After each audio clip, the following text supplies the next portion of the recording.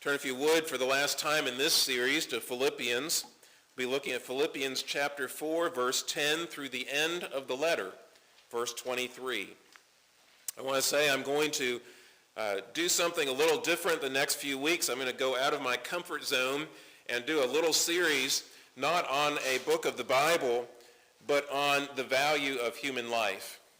So the next 4 weeks we'll be looking at the value of human life, and then we'll begin a series on the book of Psalms, book 1. But before we get there tonight, or this morning rather, we have this last little section of the letter to the Philippians. And I have to say, when we look at this section, perhaps the most important theme that arises is that of contentment.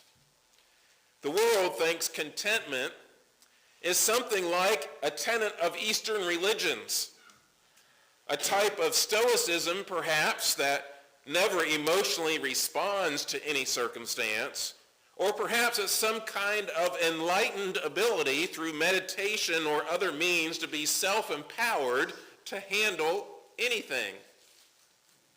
But contentment is not that. Contentment is a quality that is empowered by Jesus Christ. That's what Paul says here in this section of Scripture. Follow along as I read the conclusion of this letter to this church that Paul so loves and has a great partnership with during the time of his ministry.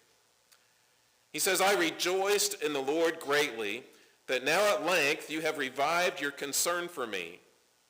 You were indeed concerned for me, but you had no opportunity.